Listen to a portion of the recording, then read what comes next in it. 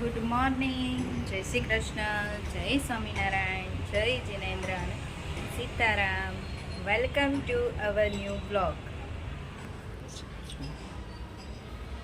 અમારા કાનાજીને મસ્ત મમ્મીએ રેડી કર્યા છે. હમણાં તો રોજ રોજ સરસ સરસ વાઘા પહેરાવાય છે.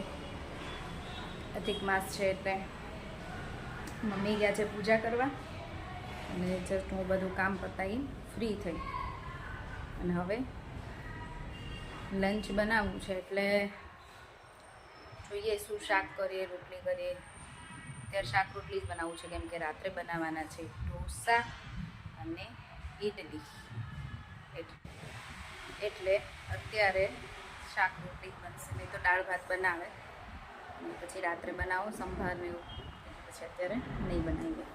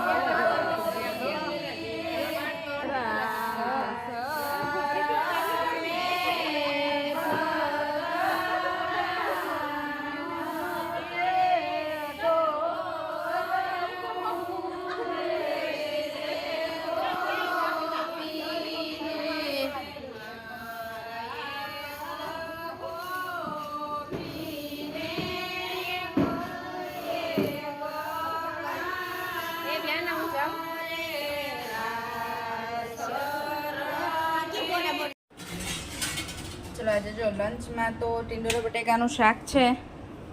ટીંડોરા સમાર્યા, બટેકા સમારીને વઘારી દો. મમ્મી અમારા આવી ગયા છે પૂજા કરી, આવીને લોટ બાંધી દીધો. જય શ્રી કૃષ્ણ મમ્મી. જો પૂજા કરવા જાય ને એટલે સાડી વાડી પહેરીને જાય, પછી આવીને હવે બદલી નાખશે. આ સાડી છે ને મારે સાડીની દુકાન હતી, હું ચલાવતી હતી ત્યારની સાડી છે, પણ મમ્મી સારી લાગ્યો. કાંઈ વાંધો, પણ આ બ્લાઉઝ મેચ થઈ જાય છે, ચાલે વાંધો નહીં. નહીં તો આ પટ્ટી છે ને એવો બ્લાઉઝ હતો, પણ આ બ્લાઉઝ સારું લાગે છે. નહીં, આ પટ્ટી જેવો બ્લાઉઝ હતો એટલે ડિઝાઇન વાળો. હા જો સાડી મસ્ત. મને આ સાડી બહુ ગમતી હતી એટલે મેં રાખી. આમ ત્યારે એ ટાઈમે અમુક સાડીઓ ગમતી હોય ને તો રાખી હોય, પછી એકાદ વર્ષ રાખો, પછી મમ્મીને એમ બોલો ને મમ્મી એવું પહેર નાખો. તો મારે ક્યાંય પહેરવાની આવે નહીં, ડ્રેસ જ પહેરતા હોય. ક્યાંક બહાર જઈએ કે ઘરના કંઈક પ્રસંગ હોય ત્યારે તો થોડીક વ્યવસ્થિત સારી, એટલે હેવી સાડી પહેરવાની હોય. આવી સાડીઓ લૂઝ સાડી તો પહેરવાની આવે નહીં. પણ તોય ત્યારે ઘરની દુકાન હતી ને એટલે ગમતી તો હું રાખતી. એક વાદળી બ્લુ કલરની રાખી. હા એ રે તો છે. મજા આવતી હતી ત્યારે હું સાડીની દુકાન ચલાવી એ સવારે 9 વાગે જતી રહું એ રાતના 9 વાગ્યા સુધી રોજ અલગ અલગ બધાને મળવાનું થાય. કંઈ પણ તમે કામ કરતા હોય ને તો એ સારું કહેવાય, કેમ કે બહાર નીકળો તો તમને રોજ કોઈક ને કોઈક મળે, એમ નવું જાણવાય મળે, નવું શીખવાય મળે. અત્યાર સુધી છોકરાઓ બે નાના હતા ને ત્યાં સુધી મને હું બિઝી વધારે રહેતી હતી. હવે થોડોક ટાઈમ મળે, હજી ક્યારેક તો એવું જ થાય કે ના ના આ બે બરાબર છે, કંઈ કરવા જેવું નહીં આ બે સિવાય. પણ ક્યારેક બે સીધા ચાલે ને આમ વ્યવસ્થિત, ત્યારે મને એમ થાય કે તારે હું સાવ નવરી છું, કંઈક કરું તો કેવી મજા આવે. પછી હમણાં જ મારા ભાભી યાદ કરતા હતા મન કે ત્યારની કે સાડી દુકાન તમે ચાલુ રાખી હોત ને તો અત્યારે કેટલી સરસ ફેમસ થઈ ગઈ હોત એમ. તો એ કીધું ત્યારે કોઈ છે ને સપોર્ટ કરવા વાળું નહોતું એટલે બંધ કરવી પડી. કેવું ને એમનો બિઝનેસ હોય એટલે ઓબ્વિયસલી એ તો ના જ મને સપોર્ટ કરી શકે એવું હતું એટલે બંધ કરી હતી. તો મને તો બહુ મજા આવતી હતી. આજે છે ને વહેલા ડિનર બનાવવા માટે કિચનમાં આવી ગઈ છું. વહેલા એટલે કેમ કે આજે ઇડલી અને ઢોસા બંને બનાવવાનું છે ને તો થોડો ટાઈમ લાગશે. સાંભાર, ચટણી, મસાલા બધું બનાવવા માટે એટલે વહેલા આવી છું. અને જો અહીંયા છે ને સાંભાર મૂકી દીધો છે. આમાં મેં હજી કશું નથી નાખ્યું, હું આમાં બધું વેજીટેબલ એડ કરીશ અને બટેકા બાફવા મૂક્યા છે. અને સાંભારમાં હું ગાજર, કોબીજ, એક બટેકું, ડુંગળી અને ટામેટા એટલી વસ્તુ નાખું છું. પણ બધું છે ને છીણીને નાખું છું એટલે છોકરાઓ ખાઈ જાય, નાટક ન કરે. ચલો ડુંગળી એ રોવડાવી દીધી મને આજ તો. જો ડુંગળી સમારી છે આ મસાલા માટે. અને અહીંયા સાંભારમાં મેં છે ને ગાજર, કોબીજ, બટેકા બધું છે ને છીણીને નાખી દીધું છે. અને હજી સાંભાર થોડી વાર ઉકાળવાનો છે, પણ પહેલાં આપણે વઘાર કરી દઈએ. વઘાર માટે જો મેં ઝીણી ડુંગળી સમારી છે, ટમેટું છે અને વઘારમાં ખાલી રાઈ, મરચું અને લીમડું અને હિંગ, બસ આટલી જ વસ્તુ નાખવાની છે.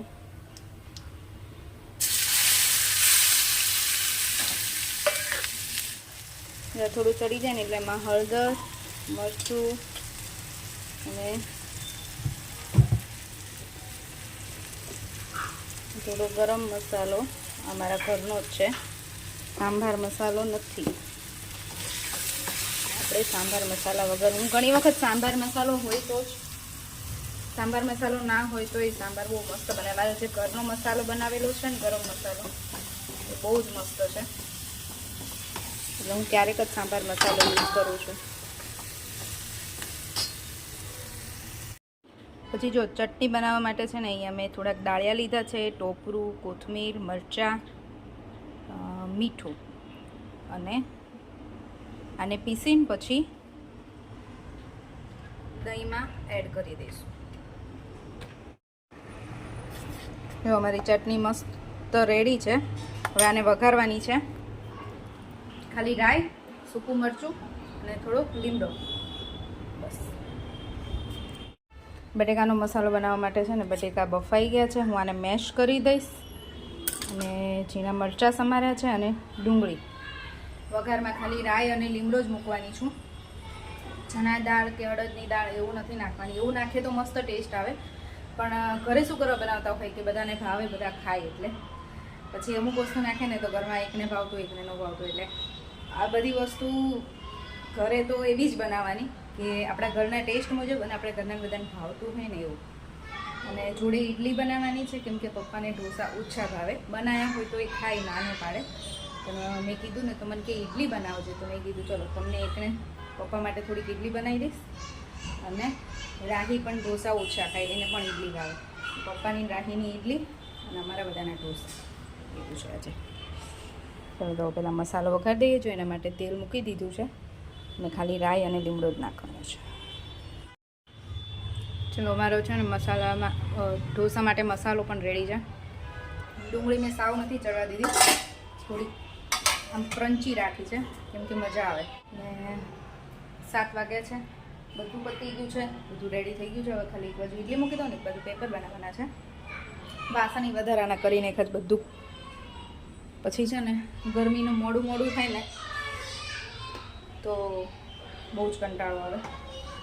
બધું જોડે વાસણ ને બધું જોડે જ પતાવતી હોય. ચલો હવે છે ને ઇડલી મૂકી દઉં એક બાજુ. ઇડલીનું સ્ટેન્ડ રેડી છે. હવે ઇડલી પહેલાં બનાવી દઉં થોડીક.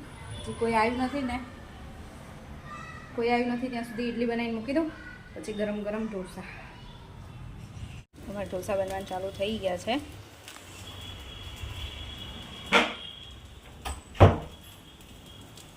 અને હું છે ને આખી લોઢીમાં આમ લોઢી ફેરવીને બનાવું છું પેપર. આજે આ વખતે મેં આવી રીતે બનાવ્યા છે અને બને છે. મારે આવી રીતે જ શીખવું હતું.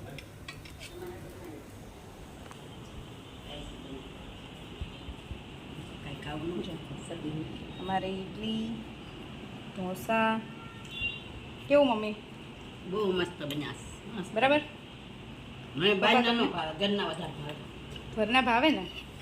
ઢોસા તો ઘરના જ ભાવે, મને ઘરના જ ભાવે. પણ આ ગરમીમાં બનાવવાની ઈચ્છા ન થાય. તો શ્લોક કેટલા દિવસે વેકેશન પડ્યું ને ત્યારનો કહેતો હતો. અને તમને ઈચ્છા હતી? પપ્પા તમને? બહારનું ઢોસો જ નથી ખાતો. ઘરે હોય તો આપણે ખાઈએ. જો પપ્પા માટે ઇડલી બનાવી પણ તો એ ખાધો થોડો અડધો. અને હવે ખાલી પેપર ખાવું છે એમને. બહારના તો ઠીક મને ઓછા જ ભાવે. ઘર જેવી મજા ન આવે.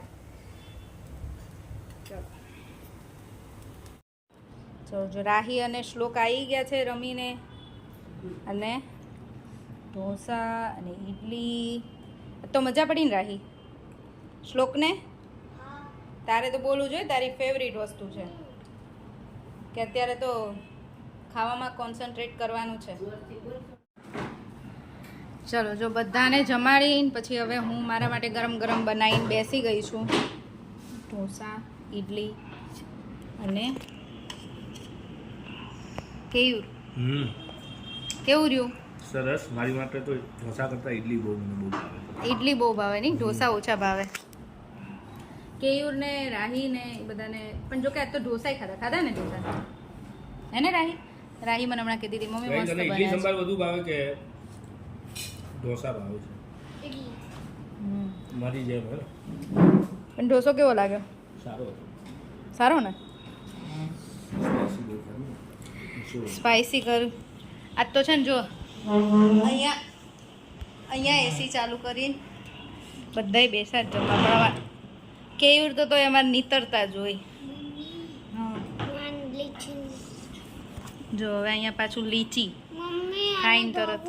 હા એ તો ધોવાનું જોઈએ ને, ધોઈને પછી ખાવાનું હોય બેટા. ડિનર કરીને મસ્ત ઢોસા ખાઈને કામ પતાવીને ફ્રી થઈ ગઈ હતી કે આવું કંઈક બનાવ્યું હોય ને એટલે વાસણ એટલા થાય. બટ ખાવું તો બહુ ગમે કરે, કામ બહુ વધી ગયું. હવે હું ને કેયું જઈએ છીએ વોક કરવા, ઢોસા પચાવવા હે ને. આ ગરમીનું આવું ખવાય નહીં, પણ હવે ખાધા પછી થોડુંક ચાલવા જવું પડશે. મમ્મી ગયા હતા ચાલવા, એ આવતા રહ્યા. રાહી અને શ્લોક રમવા ગયા છે અને હવે હું ને કેવું ચાલવા જઈએ છીએ. ચલો અમે જો વોક કરીને આવી ગયા છીએ ઘરે. મસ્ત પવન હતો આજે બારે, સરસ પવન હતો આજે, મજા આવી. પહેલાં ઘરમાં જ બેઠા હતા, પછી બહુ મસ્ત પવન હતો ને એટલે એમ ચલો થોડી વાર બહાર જવું છે એટલે બહાર આંટો મારી આવ્યા. હવે સૂઈ જઈશું. કેમ રાહી? રાહી તો મસ્ત ફ્રેશ થઈ ગઈ. મારે બાકી છે હજુ, હે ને? મજા આવે ને નાઈ લઈએ એટલે શાવર લઈ લેતા. અમારા અપેક્ષાબેનનો ફોન આવ્યો તો બરાબર અમે જમતા હતા ને ત્યારે જ. તો ઢોસાને ઇડલી જોઈને કહે છે કે મને ઈચ્છા થઈ ગઈ. મેં કીધું તમે એ બનાવે ને તો જોઈને અમને ઈચ્છા થઈ જાય, અને અમે કંઈક અહીંયા બનાવ્યું હોય ને તો જોઈને એમને ઈચ્છા થઈ જાય. પિયાને એવું છે. ચલો બસ હવે આજનો વિડીયો અહીંયા જ પૂરો કરીશું, હે ને? આજનો વિડીયો અહીંયા જ પૂરો કરીશું. ફરીથી મળીશું કાલ નવા વિડીયો સાથે. ત્યાં સુધી બાય બાય, ગુડ નાઇટ, જય શ્રી કૃષ્ણ. જો વિડીયો ગમ્યો હોય તો ચેનલને લાઈક કરો, શેર કરો અને સબસ્ક્રાઇબ કરો. Bye, thanks for watching.